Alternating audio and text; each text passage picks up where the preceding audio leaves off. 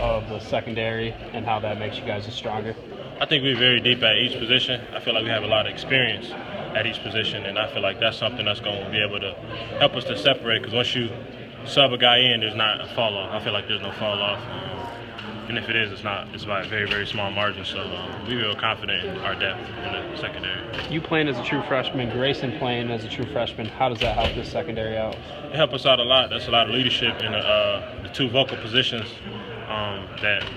that's in the defensive backfield. Also, we had Tyson Smith play last year too, and we had a couple guys that could have played last year, David Dow, Josh Butler. So I feel like the communication is there, and I feel like the bond is definitely, like, getting on the same page, things of that nature definitely are there now because we played last year. Guy like Austin coming in, guy like Kenny coming in, how do you help them along? Austin, I love that kid. Kenny, I love him too. They're tough kids, so I feel like that's the easier way to kind of do it. You know, it's much easier to mentor a guy who wants to be mentored, put it like that. And I feel like they take coaching well, and you just help them when they ask questions and give them little tips when they're struggling with something. But I feel like they've been able to adjust and adapt in their learning, just like I was last year. Khalil's had an excellent, camp. What have you seen out of Mr. Gaines? He had an excellent offseason. He was in the top tier for most of our conditioning stuff, and I feel like that's helped, and that's going to pay out for him eventually. You've always trained like a champion. Just walk me through, what is a typical Khari Willis workout, when you're getting ready for the season? When I'm with the coaches or when I'm by myself? By yourself.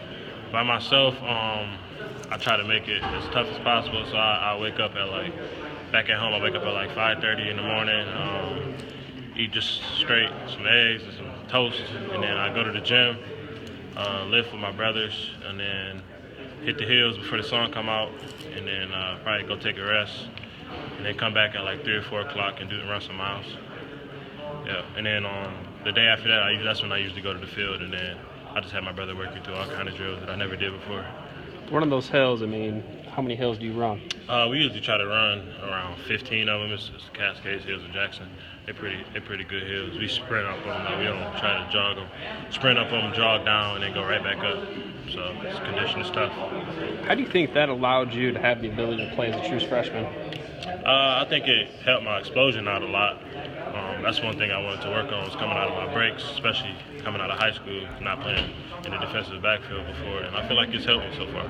How does it feel to be a player coming out of Jackson? It's been a while to establish himself at Michigan State, and what kind of feedback do you get from back home? It feels like home here. It's not that far. I get to go back a lot, but I feel like I've adapted and I've adjusted in a place that accepted me, and with challenges, it's definitely challenges, and I feel like I'm meeting every challenge head on.